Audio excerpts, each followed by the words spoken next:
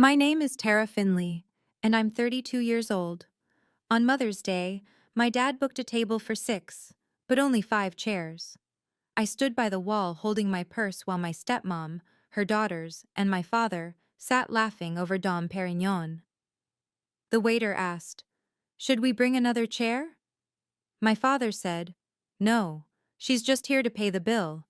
So I paid the $2,147 bill. Then I sent one text message. 10 minutes later, his platinum cards were declined, one after another, in front of every diner in that Michelin-starred room. By midnight, the man in the $25,000 Rolex was washing dishes in the kitchen. 13 years of being their invisible ATM ended that night. With 4 digits, one phone call, and a mother's love that protected me from beyond the grave. Before I continue, please like and subscribe, but only if this story earns it. Tell me where you're watching from and what time it is there. To understand why I was standing against that wall, I need to take you back 13 years, to the day my mother died, and my father forgot he ever had a daughter. I was 19 when pancreatic cancer took her. The hospital room smelled of antiseptic and dying flowers, those cheap carnations from the gift shop that nobody really wanted but everyone bought anyway. My mother lay in that narrow bed, her body so small beneath the white sheets, her hand cold in mine. She had been the heartbeat of our family, the one who softened my father's sharp edges, the one who made our house feel like a home instead of a showcase for his business success. In those final hours, I watched my father sit in the corner chair, distant, staring at his phone. Not crying, not holding her hand, just waiting. When the monitors flatlined, I collapsed over her body, sobbing until my throat burned raw. My father stood up, checked his watch, a Rolex Submariner she'd given him for their 20th anniversary, and said, "I'll handle the arrangements. You should go home." That was it. 23 years of marriage, and he handled her death like a business transaction. Before she slipped away, my mother had squeezed my fingers with whatever strength she had left. Her voice was barely a whisper, but I heard every word. "Promise me, Tara, no matter what happens, never let anyone make you feel like you're not worthy of love." I promised. I wore her simple wedding band home that night. I still wear it now, 13 years later, on my right hand. A thin gold circle that cost maybe $300, nothing compared to the diamonds my stepmother would eventually demand. But it was everything. I didn't know then that my father's coldness at her deathbed was just the beginning. I didn't know that within 8 months he would replace her. Diane appeared in our lives like smoke under a closed door, quiet at first, then impossible to ignore. 8 months after the funeral, my father introduced her at dinner as a friend from work. She wore Chanel, head to toe, the kind of understated elegance that screamed money without saying a word. I remember how her eyes moved around our living room that first night. Not admiring, appraising, like she was calculating square footage and resale value. 3 months later, they were engaged. "Dad," I said, my voice cracking, "what about Mom? It's barely been a year." He didn't look at me. He was adjusting his cufflinks, new ones I noticed, that Diane had apparently bought him. "Your mother is gone, Tara. I have to keep living." The wedding was at Ridgewood Country Club. Vera Wang gown for Diane, Moet and Chandon flowing like water, 200 guests I'd never seen before. I was a bridesmaid, not the maid of honor. That went to Diane's sister. And when the photographer arranged the family portrait, I was shuffled to the back row, half hidden behind Diane's 2 daughters from her first marriage. "This is our new family," my father announced at the reception, his arm around Diane. "Megan, Chloe," he gestured to the 2 young women in matching blush pink dresses, "are now my daughters too." He didn't mention me at all. That night, I found my belongings being moved. Megan and Chloe had decided they wanted my bedroom, the one with the bay window that overlooked the garden my mother had planted. I was relocated to the small room at the end of the hall, the one that used to be storage. It's just temporary, I told myself. They just need time. I was so wrong. I graduated from Cornell with a degree in finance, top of my class. My father offered me a position at Finley and Associates, the commercial real estate firm he'd built from nothing. "You'll handle the books," he said. "You're good with numbers." I was good with numbers. I was also good with strategy, analysis, and identifying market trends that made the company millions. But my title remained staff accountant. My office was a windowless cube near the supply closet. Meanwhile, the bills started arriving. First, it was Megan's tuition at a private art school she'd never finish. Then Chloe's enrollment at a boutique liberal arts college, where she'd spend 7 years not graduating. Then came the shopping trips, the spa weekends, the family vacations to Aspen and St. Bart's that I was never invited to, but always asked to fund. "You're the financial one," Diane would say sweetly, sliding an invoice across the table. "You understand these things." An invoice for a Hermes Birkin, $12,000. I looked at my father. He was reading the Wall Street Journal, pretending not to hear. "Tara doesn't have a family of her own," he said without looking up. "No husband, no children. This is how she contributes." I processed the payment. I processed all of them. By my 30th birthday, I had funneled nearly $400,000 into my stepfamily's lifestyle. My own savings account held barely enough for 6 months' rent on my small apartment. Every month, I told myself the same lie. If I just give a little more, they'll finally see me. But they never saw me as family. I was just the account they withdrew from. 2 weeks before Mother's Day, my father called me into his office, the corner suite, mahogany desk, floor-to-ceiling windows overlooking downtown. I'd been in this room maybe 3 times in 12 years of employment. "Sit," he said.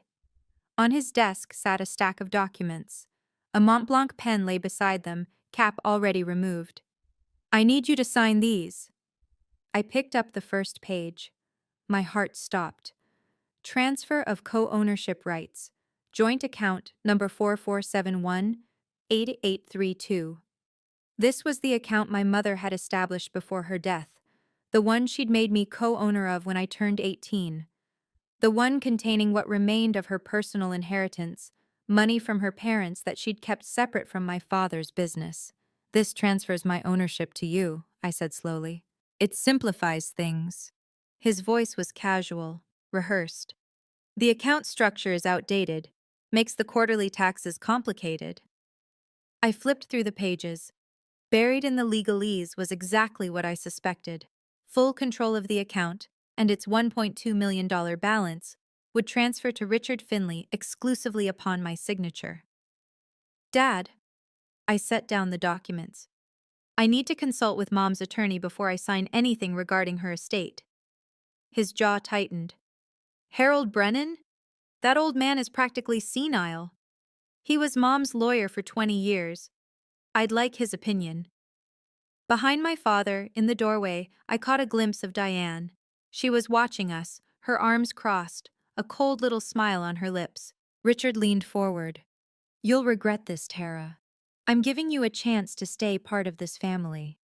I stood up. "I am part of this family, Dad. That's why I want to make sure I understand what I'm signing." I left the documents unsigned on his desk. His parting words followed me out. "You'll regret this decision." The retaliation started within days. It began with small things, a missed email here, an accidental exclusion there. But by Diane's birthday the following week, the pattern was unmistakable. I showed up at the house at 7, same time we always gathered for family dinners. The driveway was full of cars. Through the dining room window, I could see them all seated around the table, laughing, candles lit, a 3-tiered cake from Magnolia Bakery gleaming in the center. The cake I had ordered. The cake I had paid for. I rang the doorbell. Megan answered, champagne glass in hand. Her eyebrows rose in theatrical surprise. "Oh, Tara, you came." "It's Diane's birthday dinner. I'm always here." "Are you?" She took a sip. "Weird. I don't remember seeing your name in the group chat." I pulled out my phone. The family text thread, the one we'd used for 3 years, showed my last message from 6 weeks ago. I scrolled up. I scrolled further. The conversation continued after that. Birthday planning, restaurant suggestions, cake preferences, gift ideas, all without me, because I had been removed. At the table, Diane was opening presents. She didn't look up when I entered. Neither did my father. Chloe glanced at me, then returned to her phone, smirking. "Oh, sweetie," Diane said, her voice dripping with false warmth as she finally acknowledged me. "We already finished dinner, but there might be some leftovers in the kitchen." My father reached for another slice of cake, the cake my money had bought. "Next time," he said, still not meeting my eyes, "check your phone more carefully." I stood in the doorway of my childhood home, uninvited to a party I'd paid for. And I said nothing, because back then, I still believed silence would earn me love. The humiliation at home was painful. The humiliation at work was surgical. Finley and Associates was meeting with Harrison Capital, a major investment group considering a $50 million partnership.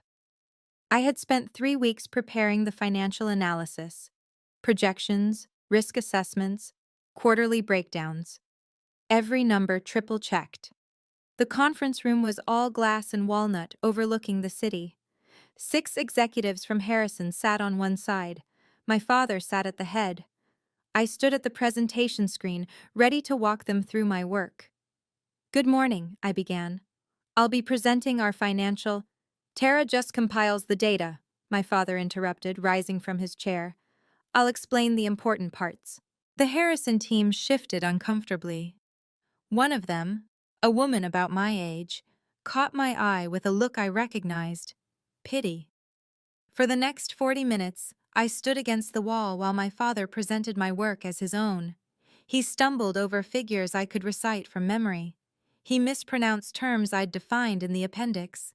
But he smiled through it all, charming and confident, because confidence was all he'd ever needed. Afterward, as the Harrison executives filed out, my father clapped Megan on the shoulder. She had been interning for 2 months, which meant showing up late, taking long lunches, and posting Instagram stories from her desk. "Megan here is going to be our new director of communications," he announced. "She has real leadership potential." The Harrison woman glanced back at me one more time before disappearing into the elevator. I gathered my presentation materials in silence. "Tara," my father said as I passed him, "those projections were adequate. Keep it up." Adequate. 3 weeks of work. Adequate. I didn't respond. I just walked back to my windowless cube and closed the door. Diane struck next at Sunday dinner. We were in the formal dining room, the one my mother had decorated, though every trace of her taste had long since been erased. Diane had replaced the warm yellows with cold grays, the family photos with abstract art that cost more than my annual bonus. The table was set with Waterford crystal. We were eating Wagyu beef that cost $80 per portion, and Diane was speaking, as she always did, as if she were merely thinking out loud.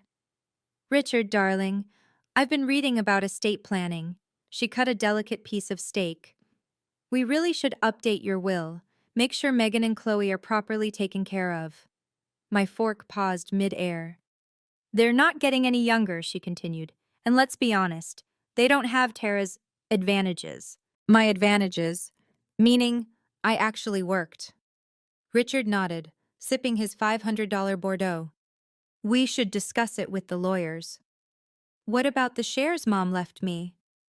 The words left my mouth before I could stop them. The table went silent. Diane's smile didn't waver, but her eyes sharpened. "Those shares. Yes, well, that's really a family matter, isn't it? And you're—" She let the pause hang. "Well, you're technically family, of course. From the first marriage." Richard cleared his throat. "The share distribution was complicated by your mother's arrangements. We may need to restructure." Restructure. For the good of the company. I looked at my father, the man who had held my mother's hand at their wedding. The man who couldn't be bothered to hold it when she died. "Those shares were Mom's," I said quietly. "She left them to me specifically." Diane laughed. A light, tinkling sound. Darling, the past is the past. I excused myself before dessert. Harold Brennan's office smelled like old books and leather. He had been my mother's attorney for 2 decades, a silver-haired man in his late 60s with kind eyes and a memory sharper than anyone gave him credit for. His firm was small, traditional, nestled in a brownstone that predated the glass towers downtown. Tara. He stood to greet me, clasping my hand in both of his. You look more like your mother every year. I almost cried. No one had mentioned my mother in months. We sat, and I told him everything. The documents my father wanted me to sign, the pressure about the shares, the whispers about restructuring. Harold listened without interrupting. When I finished, he opened a drawer and withdrew a thick folder. Your mother anticipated this, he said softly, all of it. He spread documents across his desk, her will, the trust agreement, and most importantly, the joint account agreement for account number 4471-8832. You are the legal co-owner of this account, he explained. Not a beneficiary, a co-owner. Your mother added you when you turned 18, with equal rights to hers. Equal rights? Including the co-owner freeze provision. He pointed to a clause highlighted in yellow. Either owner can freeze the account immediately if they suspect unauthorized activity or wish to protect the assets. 48-hour hold until both parties must appear to resolve. I stared at the highlighted words, my mother's signature beside them, dated 3 months before her diagnosis. She knew, I whispered. Harold nodded. She told me once, Richard changes when he doesn't get what he wants. I need to make sure Tara has protection. My eyes burned. Even dying, she had been fighting for me. Mr. Brennan, I said, I'm not ready to use this, but I need to know I can. Whenever you're ready, Tara. I'll be here. 3 days before Mother's Day, my father called. I was at my desk, still windowless, still near the supply closet, when his name lit up my phone. He never called me directly. Everything went through his assistant, or, increasingly, through Diane. Tara. His voice was warm, too warm. I've been thinking about you. I said nothing, waiting. Mother's Day is coming up. Diane suggested, and I agree, that it would be nice to have the whole family together, a special dinner. The whole family. Words I hadn't heard him use about me in years. I've made reservations at the Sterling, he continued. You know the place, the one with the Michelin star. I knew it. The Sterling was the most exclusive restaurant in the city. 3-month waiting list. $200 appetizers. The kind of place where my father liked to be seen. It would mean a lot to Diane if you came, he said. And to me. Something in my chest, that stupid, hopeful part of me that still wanted my father's love, flickered to life. What time? 7 o'clock. We'll have a private table. The 6 of us. The 6 of us. Him, Diane, Megan, Chloe, their respective partners, perhaps? I'll be there, I said. Wonderful. A pause. Oh, and Tara? Don't worry about the cost. I'll handle everything. He hung up. I sat in my small office staring at my phone, trying to remember the last time my father had offered to pay for anything that included me. The answer was, never. Something was wrong. Something was being planned. But that hopeful flicker in my chest was stubborn. Maybe, I told myself, this was his way of apologizing. Maybe this dinner was a new beginning. I was such a fool. The evening of Mother's Day, I stood in front of my closet for 20 minutes. My apartment was small, a 1-bedroom in a modest building, nothing like the sprawling house I'd grown up in. But it was mine, paid for with my own money, not theirs. I chose a navy blue wrap dress, simple, elegant, nothing flashy. I didn't want to look like I was trying to compete with Diane's designer wardrobe or Megan's influencer aesthetic. I just wanted to look like myself. On my dresser sat a jewelry box. I opened it and lifted out my mother's wedding ring. I slid it onto my finger, feeling its familiar weight. She'd worn it every day of her marriage, 23 years of love and disappointment compressed into a thin band of gold. "Mom," I whispered, "I don't know what tonight is going to be, but I'm going to try." Before I left, I sat on my bed and opened my banking app. The joint account was there, showing a balance of $1.24 million.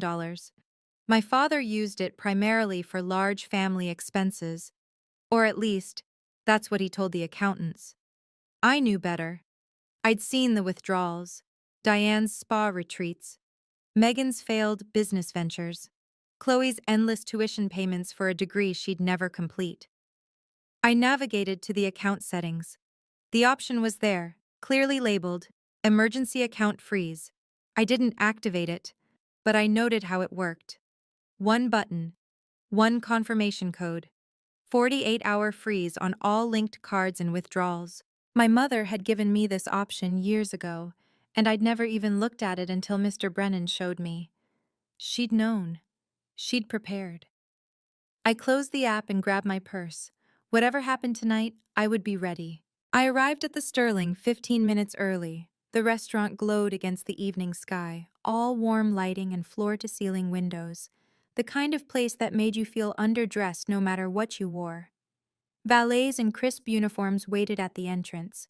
A doorman in a charcoal suit held the door for guests who looked like they'd never worried about a bill in their lives. I parked my Honda Civic, practical, paid off, invisible among the Mercedes and BMWs, and sat in the driver's seat. Something told me not to go in yet. I pulled out my phone and dialed Harold Brennan.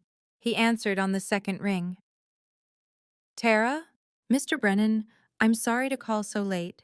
I'm about to have dinner with my father and his family. I don't know what's going to happen, but—" I paused, gathering my thoughts.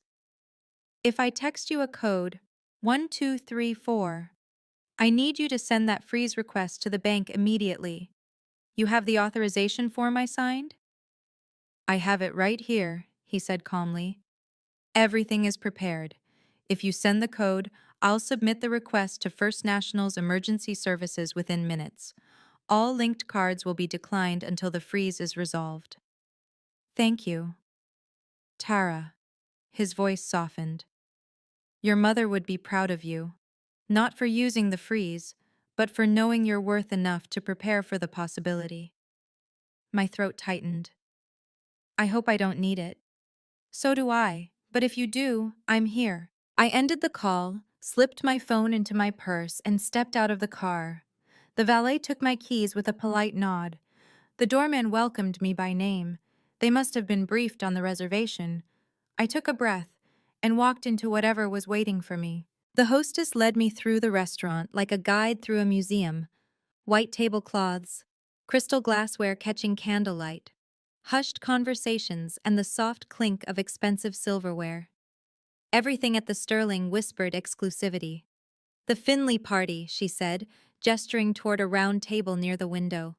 "Your family is already seated." I saw them before I counted the chairs. My father at the head of the table, his Rolex catching the light as he lifted a champagne flute. Diane beside him, draped in a silk blouse that probably cost more than my monthly rent. Megan and Chloe on either side, laughing at something on Chloe's phone. They had already ordered appetizers. A bottle of Dom Perignon sat in a silver ice bucket. 1, 2, 3, 4, 5. 5 chairs. The table was set for 6. I could see the place settings. 6 napkins, 6 sets of silverware, 6 crystal glasses, but only 5 chairs. I stood at the edge of the table waiting for someone to notice me, for someone to say, "Oh, we need another chair, hold on." No one looked up. Diane finally glanced in my direction. Her smile was the kind you'd give a waiter you were about to send back to the kitchen. "Oh, you made it. Not Tara. Not, 'We're so glad you're here.' Just, 'You made it.'" Megan snickered into her champagne glass. "She's just standing there like a coat rack." Chloe laughed, not bothering to look at me. My father set down his glass. His eyes met mine for half a second before sliding away. "There's room by the wall," he said. Diane wanted the table to have a certain aesthetic. Room by the wall, like a piece of furniture, like staff. I moved to stand near the wainscoting, my purse clutched against my side. The waiter appeared within minutes. He was young, mid-20s, professional, with the kind of careful attentiveness that Michelin-starred service requires. His eyes swept the table, counting settings, counting guests, noting the discrepancy. "Excuse me," he said politely, addressing my father. "I notice we have 6 place settings but only 5 chairs. Should I bring another for—" He glanced at me. "The young lady?" The table went quiet. Not the comfortable silence of consideration. The sharp silence of anticipation. Like an audience waiting for a punchline. My father didn't miss a beat. "No, that won't be necessary." He waved his hand dismissively, voice loud enough for the neighboring tables to hear. "She's just here to pay the bill." Megan burst into laughter. Chloe covered her mouth, shoulders shaking. Diane smiled serenely, lifting her champagne as if my father had said something clever at a cocktail party. The waiter's face froze. His eyes darted to me, standing against the wall, clutching my purse, and I watched him try to process what he'd just heard. I see," he managed. "Well, if you change your mind—" "We won't," my father said. "Now, we're ready to order the main course." The waiter retreated, but not before giving me one last look. Confusion, pity, the expression of someone who has just witnessed something wrong but doesn't have the power to fix it. I felt the eyes of other diners turning toward me. A woman at the next table whispered to her husband. An older couple near the window exchanged glances of disbelief. My face burned, but I didn't move. I stood there, breathing slowly, my mother's ring pressing against my finger. "Promise me, Tara, never let anyone make you feel like you're not worthy of love." "I'm sorry, Mom." Tonight I almost broke that promise. Almost. The dinner stretched on for an eternity. I stood against the wall, watching my family feast, while my feet ached and my dignity bled. They ordered lobster thermidor, wagyu ribeye, truffle risotto with gold leaf, a second bottle of Dom Perignon because Megan declared the first one wasn't cold enough. Every few minutes a server would pass me, their eyes full of questions they couldn't ask. One young woman, barely out of training by the look of her, seemed on the verge of offering me a chair herself. I gave her a small shake of my head. "Not yet," I told myself. "Wait." "This lobster is divine," Diane announced, dabbing her lips with a linen napkin. "Richard, darling, you always know the best places." "Only the best for my family," he replied, raising his glass. His family. I was standing 4 feet away, and I wasn't included in that toast. Megan photographed every dish for Instagram. Chloe complained that her steak wasn't rare enough and sent it back twice. Diane commented on my dress. "That shade of blue washes you out, dear," without ever suggesting I sit down. And my father? My father ate, drank, laughed. He looked at me once during the entire meal. Just once. Our eyes met across the candlelight, and I searched for something. Guilt, shame, even acknowledgement. I found nothing. To him, I was already furniture. By 9 o'clock, the table was littered with the wreckage of a $2,800 meal, empty shells, stained napkins, crumbs of chocolate soufflé. The waiter approached with the leather bill holder. My father looked at me, finally, properly looked at me, and smiled. "Tara, time to do what you're here for." He gestured toward the bill like a king commanding a servant. I stepped forward, but not to obey. The champagne had done its work on Chloe. Her cheeks were flushed, her words slightly slurred, and she had lost the careful filter that her mother had trained into her. Alcohol has a way of revealing truths that sobriety keeps hidden. "This is so much better than Mom's original plan," Chloe giggled, swirling her 4th, or was it 5th, glass. Diane's head snapped toward her daughter. "Chloe." "What? I'm just saying." Chloe waved her hand. "Remember? You said after Tara signs the papers we were gonna—" "Chloe!" Diane's voice was ice. "Have some water." But I had heard enough. After Tara signs the papers, this dinner wasn't about Mother's Day. It wasn't about family reconciliation or new beginnings. This was the setup, the softening. Make me feel guilty, then isolated, then desperate, and then present the documents again. This time with witnesses. This time with public pressure. I looked at my father. He was studying his dessert fork with sudden fascination, refusing to meet my eyes. Richard, Diane said smoothly, recovering her composure. Perhaps it's time for the gift we discussed? My father cleared his throat. He reached into his jacket pocket. I knew what was coming before I saw it. The documents. The same ones from his office 2 weeks ago. Transfer of co-ownership rights. He wanted me to sign them here, now, in public, where I couldn't make a scene, couldn't consult a lawyer, couldn't do anything except smile and comply.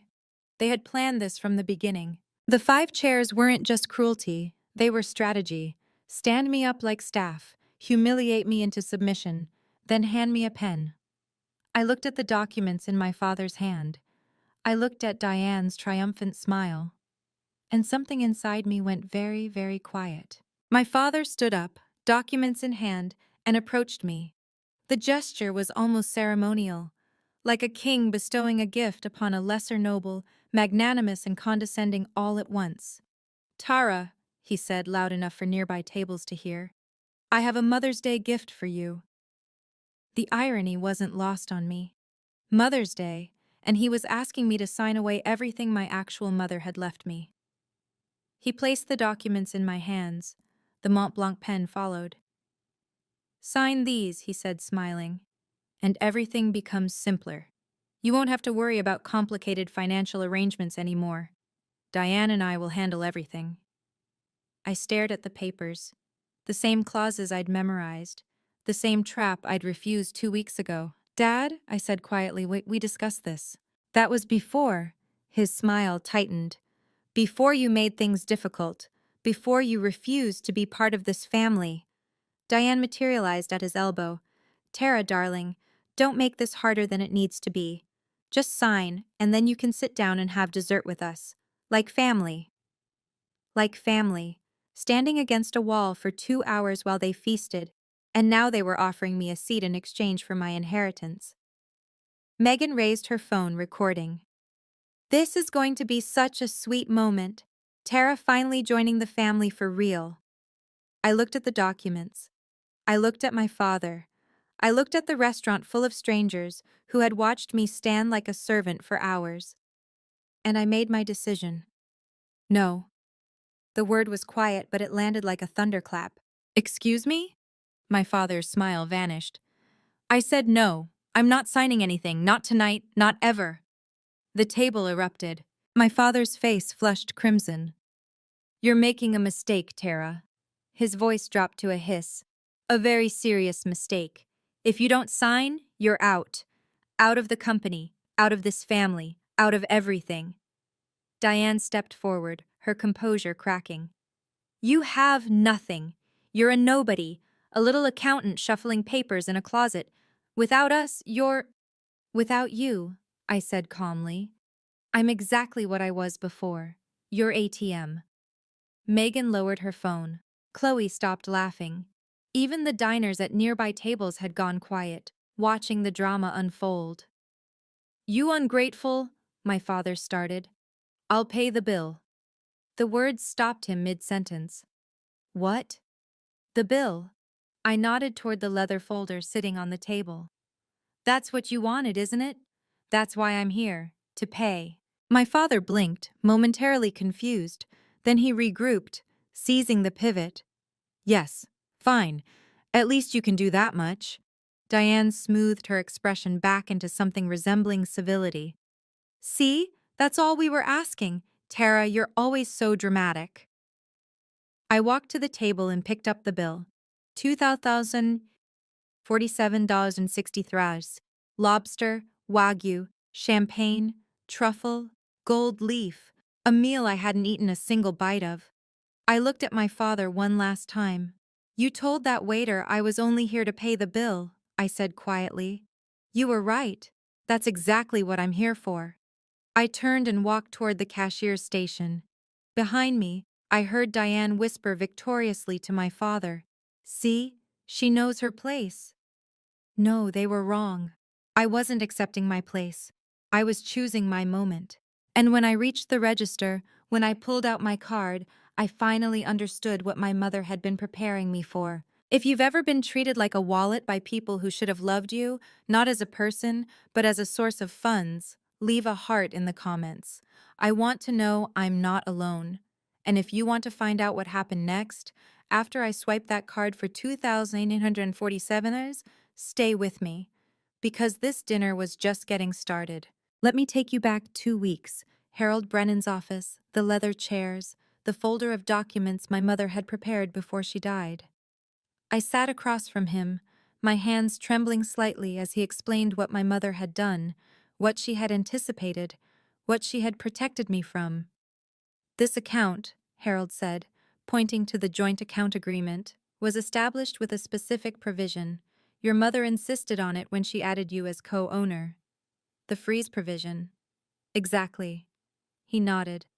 Under Section 7 of the agreement, either co-owner can request an immediate emergency freeze. No advance notice required. The bank locks all linked cards and access within minutes. Why would she do that? Harold looked at me with those kind, knowing eyes. Because she knew your father. She loved him in her way, but she didn't trust him with your future. I thought about my mother in that hospital bed, weak, dying, but still fighting, not against the cancer, but for me. She told me once, Harold continued, Richard will be fine as long as he's getting what he wants. But the moment he doesn't, the moment someone stands in his way, he becomes a different man. My throat tightened. She saw it, Tara. She saw what he would become. And she made sure you would have protection when that day came. I had left his office that day with the app installed on my phone. The freeze authorization form signed.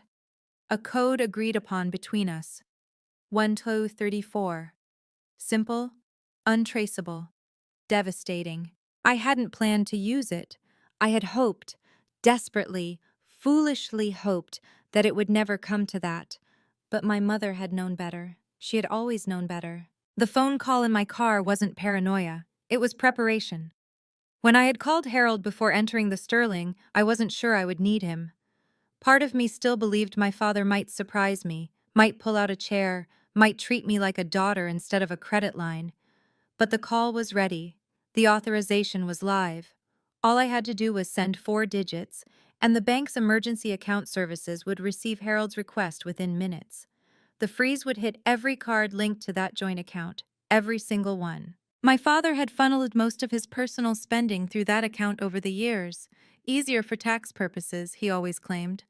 His American Express Platinum, his Visa Infinite, Diane's supplementary cards, even the business cards tied to Finley and Associates Petty Cash, all connected to account number 444718832.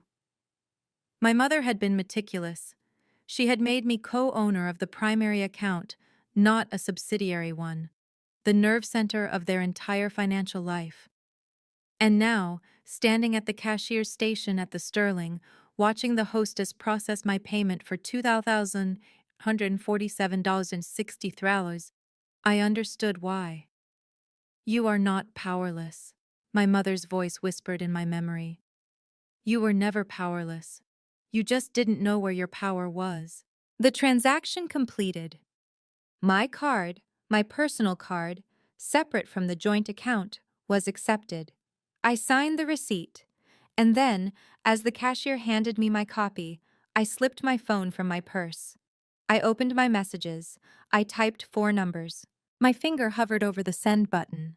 Behind me, I could hear my family laughing, ordering after-dinner drinks, calling for more champagne. I pressed send and walked back to the table. The cashier looked at me with something like respect. Thank you for dining with us, Ms. Finley, she said, handing me the receipt.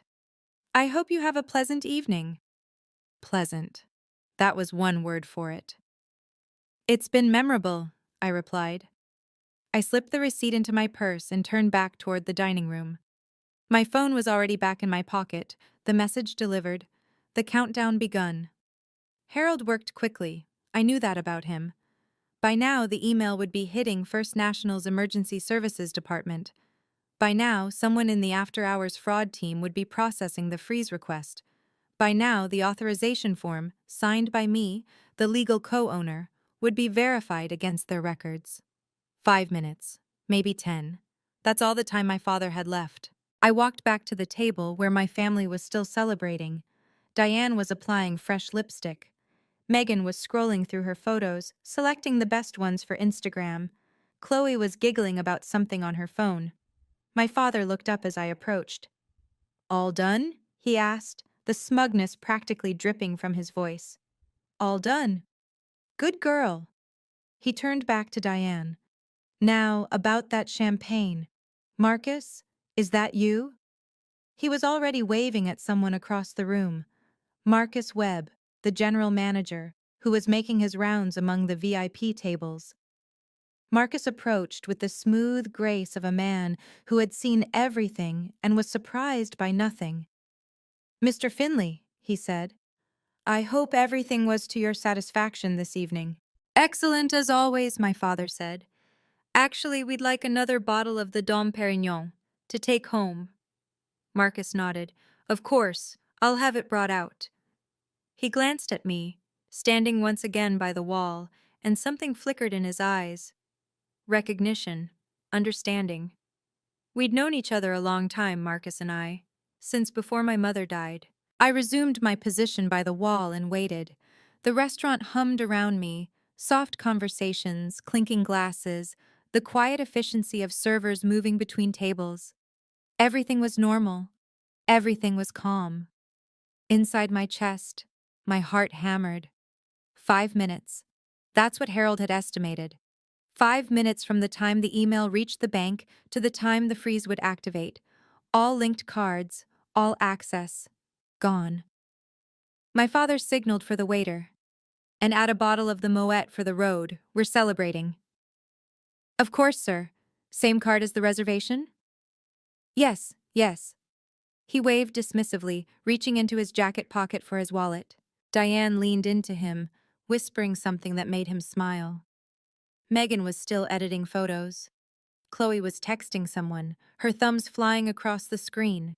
None of them noticed me. None of them ever did. I watched the waiter disappear toward the bar area. I watched my father laugh at something Diane said.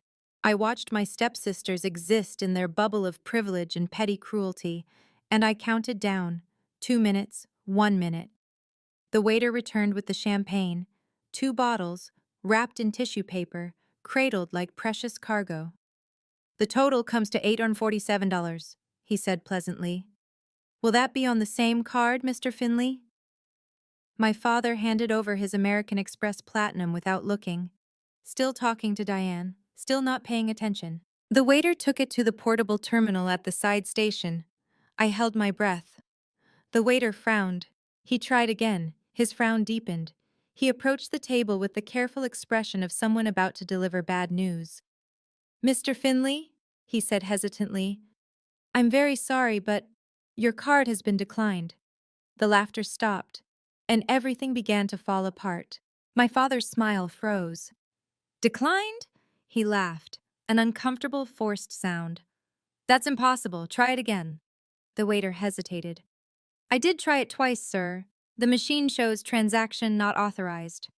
"Then there's something wrong with your machine."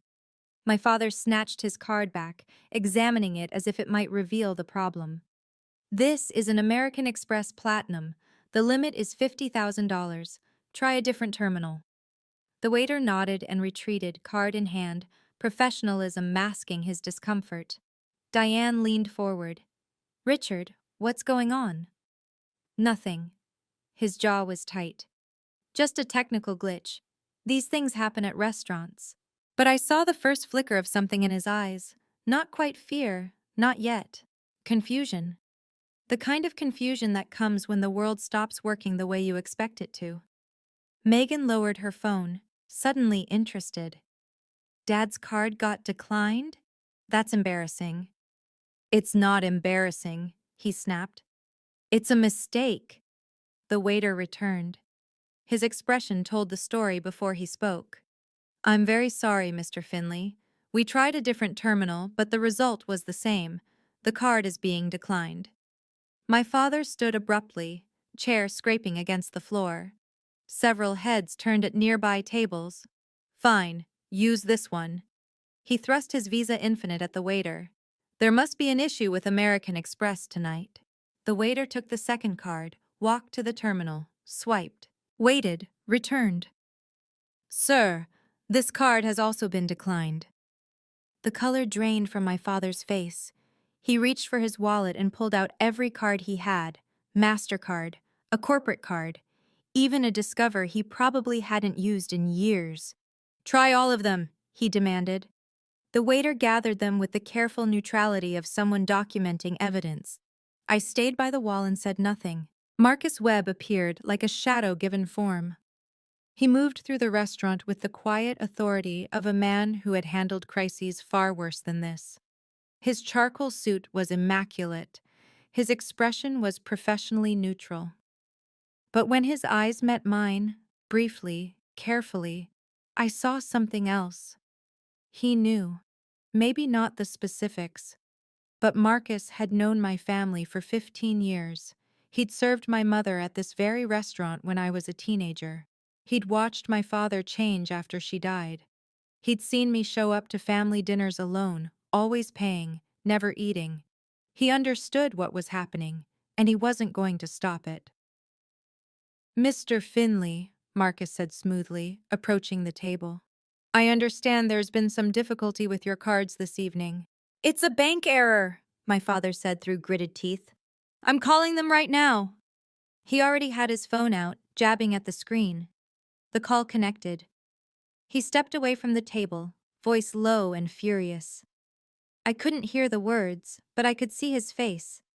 The confusion became something darker when the bank's automated message played. Your account has been temporarily frozen at the request of a co-owner. For more information, please contact... He hung up. He dialed again, got the same message, hung up again. His hands were shaking when he turned back to the table. The account, he said slowly, staring at nothing, is frozen. Diane's face went pale. What do you mean, frozen? Frozen, all of it, every card. Megan stood up. Well, unfreeze it. I can't... He stopped. His eyes found me across the room, standing by the wall, purse in hand, calm. You, he breathed. You did this. My father crossed the distance between us in 3 strides. His face was mottled red and white, fury and shock competing for dominance. His voice, when it came, was a barely controlled hiss. What did you do? I met his eyes. No flinching, no looking away. I exercised my rights as co-owner of account 4471-8832. Your rights? His voice rose. Heads turned throughout the restaurant. You have no rights. That's my account. Actually, I said, my voice steady, it's our account. Mom made me co-owner when I was 18. The agreement includes a co-owner freeze provision. Either owner can freeze the account immediately if they believe it's necessary to protect the assets. Protect the assets? Diane had joined him now, her composure shattered. You're stealing from us. I'm not taking anything. I'm freezing it. There's a 48-hour hold. Both owners have to appear at the bank to resolve it. You can't do this. My father's voice cracked. I'm your father. I looked at him. This man who had made me stand against a wall for 2 hours, who had told a stranger I was only there to pay the bill, who had tried to manipulate me into signing away my inheritance. Yes, I said. You're my father, and for 13 years I waited for you to act like one. He stared at me, mouth opening and closing, no words coming out. Behind him, I saw Marcus approaching with the careful tread of a man about to deliver an ultimatum. Mr. Finley, Marcus said, I'm afraid we need to resolve the matter of the outstanding balance. The champagne comes to $847. If none of your cards are functional, we'll need to discuss alternative arrangements. My father didn't even look at him. He was still staring at me. For the first time in 13 years, I think he actually saw me. The Sterling's dining room had become a theater. Every table within earshot had stopped pretending not to watch. Forks hovered in midair. Conversations died. Even the servers had paused, gathered at the edges of the room like spectators at a tennis match. And in the center of it all, my family was disintegrating. "Richard!" Diane's voice climbed toward hysteria. "Do something!" "I'm trying." He was jabbing at his phone again. "The bank's customer service line isn't answering, it's after hours." "Well, call someone who matters." "Who? Who do you want me to call, Diane?" Marcus cleared his throat. "Mr. Finley, Mrs. Finley, I must inform you that if the bill cannot be settled, I'll need to hold valid identification as security while we contact the authorities." "The authorities?" Megan's face went white. "You can't call the police on us." "I'm afraid that's standard procedure when guests cannot pay their bill, ma'am." Chloe burst into tears. "Mom, this is so humiliating." "You think I don't know that?" Diane spun toward me, finger pointing like a weapon. "This is all her fault. She's a jealous, spiteful—" "Mrs. Finley," Marcus's voice hardened almost imperceptibly, "I'll remind you that we're in a public establishment. I suggest we resolve this quietly." Richard grabbed his phone again, scrolling desperately through contacts. "I'll call David. He can wire money." "David's in Dubai this week," Diane snapped. "You told me at lunch." Then Steven's still angry about the golf tournament. They had no one. All those business dinners, all those country club connections, all that careful social climbing, and in their moment of need, they couldn't produce a single person willing to send them $847 at 10 p.m. on a Sunday. The irony was almost beautiful, almost. I picked up my purse. The movement was small, just a slight adjustment, a preparation to leave, but my father noticed immediately. "Tara?" His voice had changed. The anger was still there, but now it was threaded with something I hadn't heard in 13 years. Desperation. "Tara, you can't leave." "Why not?" "Because—" He gestured helplessly at the table, at Diane's tear-streaked face, at Chloe's hiccuping sobs, at Megan's stunned silence. "Because we're your family." The word hung in the air between us. Family. I looked at the table with its 5 chairs, at the wall I'd been standing against for 2 hours, at the faces of people who had spent years treating me like an ATM and were now horrified that the ATM had finally closed. "You told that waiter," I said quietly, "that I was only here to pay the bill. That was— I didn't mean—" "You meant it." I kept my voice even. "Every word. And so did I, when I said no." I walked toward the door. Behind me I heard my father stumble after me. "Tara, please, what am I supposed to do?"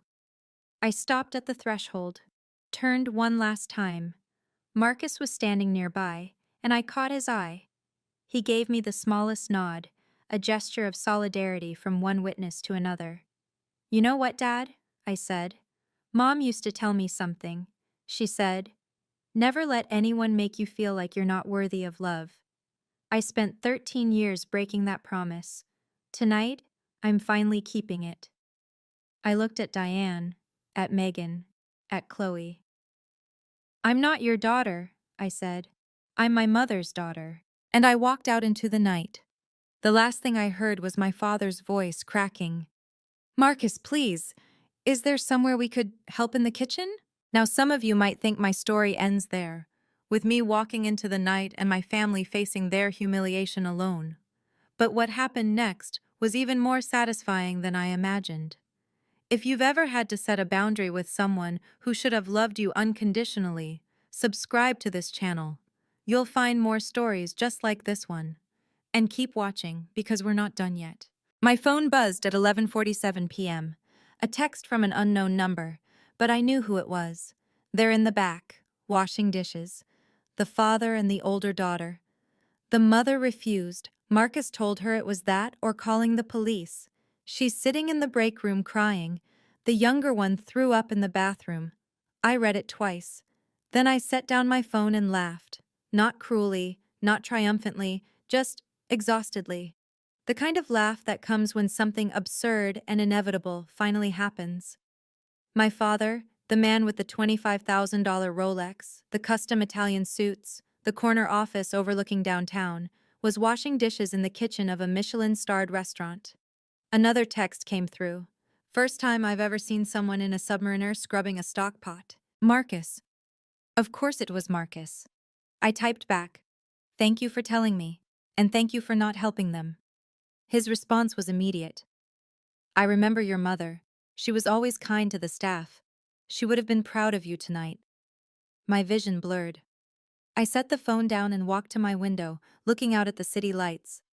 Somewhere out there, my father was elbow deep in dirty water and soap suds.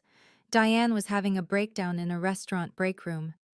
Megan was scrubbing pans beside the man she'd always considered herself superior to. And I was here, alone, free. The $2,847 I'd paid for their dinner was gone, but it was a small price for what I'd gained. Not revenge. I wasn't interested in revenge. I'd gained something far more valuable. I'd gained the knowledge that I would never stand against another wall, waiting to be seen. Never again. My phone rang at 8:17 the next morning. I was sitting in my kitchen with a cup of coffee, watching the sun climb over the city. I'd barely slept, but I felt more rested than I had in years. "Richard Finley," the screen read. I let it ring 3 times before answering. "Tara." His voice was hoarse, exhausted, nothing like the confident, commanding tone I'd grown up fearing. "We need to talk about the account." "Good morning to you too, Dad. This isn't the time for—" He stopped, took a breath. "The company has transactions scheduled for this week. Payroll, vendor payments. If the account stays frozen, we'll default on contracts." I sipped my coffee. "That sounds serious." "It is serious. Tara, I'm asking you, I'm begging you to unfreeze it." The word begging hung in the air. Richard Finley didn't beg. Richard Finley demanded, commanded, and occasionally condescended. But he never begged. Until now. "I'll consider it," I said calmly. "But first, we need to discuss some things." "What things?" "First, you will never ask me to sign over my rights to any account or shares again. Ever." Silence. "Second, I will be appointed CFO with a salary that reflects my actual work, not the token amount you've been paying me to do the job of 3 people." More silence. "Third, no more funding Diane's lifestyle or your stepdaughter's failures from company accounts. Their expenses are their responsibility." "Tara, you can't just—" "You have 24 hours," I said. "After that, I'll contact Harold Brennan to begin discussions about liquidating my 51% share of the company." I heard him inhale sharply. 51%? You don't have— Mom's will. You should read it sometime." I hung up before he could respond. Then I finished my coffee in peace. He called back 6 hours later. "Fine." One word, but I could hear the defeat in it. "I'll need everything in writing," I said. "Mr. Brennan will draft the agreement. Both parties sign with witnesses." "Tara, those are my terms. Non-negotiable." A long pause. I could picture him in his office, staring at the phone, realizing for the first time that he had no leverage, that he had never had leverage, that the power he thought he held had been an illusion, one my mother had quietly dismantled years ago. "Fine," he said again. "When?" "This afternoon. Harold's office. 3 o'clock." I didn't give him time to argue. I just hung up. At 3 o'clock, I sat across from my father in Harold Brennan's mahogany-paneled conference room. The documents were already prepared. Harold had worked through the night. Every term I'd demanded was there in black and white. Richard signed. His hand trembled slightly, but he signed. I signed beneath him. Harold notarized every page. When it was done, I looked at my father. He seemed smaller somehow, older. The Rolex on his wrist looked gaudy instead of impressive. "I'll unfreeze the account," I said, "and I'll begin the process of separating my portion into an independent account. Within 30 days, we'll have no shared finances. He nodded wordlessly. And Dad? He looked up. This wasn't about hurting you. It was about protecting myself. That's all it ever was. He didn't respond, just stood, put on his coat, and walked out. Harold turned to me after the door closed. Your mother, he said softly, would be so proud. I touched the gold ring on my finger. I know, I whispered. I can feel it. 3 months later, my life was unrecognizable. I had an office with windows now. Corner suite, 3rd floor, overlooking the park where my mother used to take me for walks. The nameplate on my door read, Tara Finley, Chief Financial Officer. My salary reflected my value, $185,000 annually, plus benefits, plus the equity stake I'd always been entitled to. The company was still standing, despite Richard's apocalyptic predictions. It turned out that when you stop hemorrhaging money into designer bags and endless tuition for eternal students, the books balance quite nicely. Megan had been forced to find actual employment. Last I heard, she was working at a PR firm downtown, answering phones and learning what the rest of us already knew. The world doesn't owe you anything. Chloe finally finished her degree, or at least enrolled in a program that might actually lead to one. Without unlimited access to my father's wallet, she'd suddenly found motivation. Diane still lived in the house, still wore designer clothes, but something in her had diminished. She no longer hosted lavish parties or posted about her blessed life on social media.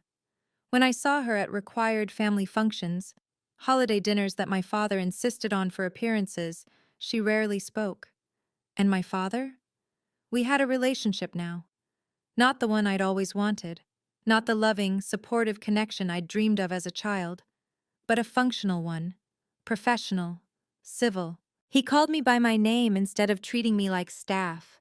He asked my opinion in meetings instead of dismissing me. He never again suggested I stand by the wall. It wasn't love, but it was respect. And after 13 years of invisibility, respect felt like a miracle. The following Mother's Day, I didn't go to dinner with my father. He called, of course, made the obligatory invitation. Something about the Sterling. A table for 6, this time with 6 chairs, he assured me. I declined. Instead, I drove to the cemetery where my mother was buried. It was a quiet place, shaded by old oaks, the kind of peaceful spot she would have chosen for herself. Her headstone was simple, gray granite, her name and dates, and below them the words she'd asked to be inscribed, Beloved Mother, forever remembered. I knelt on the grass and placed white roses against the stone, her favorites. Hey, Mom. The wind rustled through the leaves. I imagined it was her, listening. I'm sorry it took me so long to understand. All those years I thought if I just gave enough they'd love me. But you knew, didn't you? You knew love doesn't come from emptying yourself for people who treat you like a convenience. I traced my fingers over her name. Last year on Mother's Day, I stood against a wall in a restaurant while Dad told a stranger I was only there to pay the bill. This year I'm here, with you, and I'm finally standing in the middle of my own life. A bird sang somewhere in the trees. The afternoon sun was warm on my shoulders. I kept my promise, I whispered. I almost broke it. For 13 years I almost broke it every day, but I kept it. I touched the gold ring on my finger, the one she'd worn for 23 years. I'll never let anyone make me feel like I'm not worthy of love again. Not ever. The wind seemed to answer. I stayed until sunset. I'm telling you this story not so you'll learn how to get revenge. Revenge was never the point. The point is this. You have the right to protect yourself, even from family, especially from family. For 13 years, I believed that love meant sacrifice, that being a good daughter meant accepting whatever treatment was handed to me, that if I just gave enough, endured enough, smiled through enough humiliation, eventually they would see my worth. But worth isn't something other people grant you, it's something you claim for yourself. When I stood against that wall in the Sterling, I could have stayed silent. I could have signed those papers. I could have continued being the quiet, compliant Tara who never made waves. But my mother didn't prepare me for obedience. She prepared me for freedom. The documents she left me, the joint account, the freeze provision, the carefully structured ownership of 51% of a company my father believed was entirely his. Those weren't weapons. They were shields. Protection for the day when I finally understood that I deserved better. Maybe you're in a situation like mine. Maybe someone in your life, a parent, a partner, a friend, treats you like you exist only to serve their needs. Maybe you've convinced yourself that keeping the peace is more important than keeping your dignity. I'm here to tell you it's not. You are not a convenience. You are not an ATM. You are not the person who stands by the wall while everyone else sits at the table. You are worthy of a chair. You are worthy of being seen. And if the people in your life can't offer you that, if they can't treat you with basic human respect, then maybe it's time to stop waiting for them to change. Maybe it's time to change your own position. Tonight, I'm sitting in my apartment. It's a different apartment now, larger, with big windows that overlook the river. I bought it with my own money, from my own accounts, with no one else's name on the deed. There's a cup of chamomile tea on my table, still steaming. The city lights glitter beyond the glass. And on my right hand, my mother's wedding ring catches the lamplight, just like it always has. I'm not lonely anymore.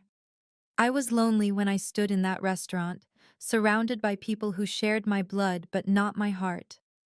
I was lonely when I sat in that windowless office, doing work that was never acknowledged. I was lonely when I paid for vacations I wasn't invited to, dinners I wasn't welcome at, gifts I would never receive. But now I'm alone. And alone is not the same as lonely. Alone means quiet evenings with books I chose for myself. It means friendships with people who ask how I'm doing without needing anything in return. It means looking in the mirror and seeing someone who kept her promise, to her mother and to herself. That's my story. Mother's Day. 5 chairs. And the moment I decided to finally stand up for myself by walking away. Thank you for staying with me until the end. If this story touched something in you, I'd love to hear from you.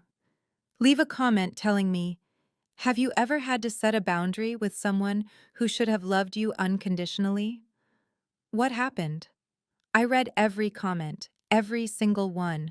And if you want more stories like this, stories about finding your voice and reclaiming your worth, check out the videos in the description below. I'll see you in the next story. Until then, remember who you are and never stand by the wall again.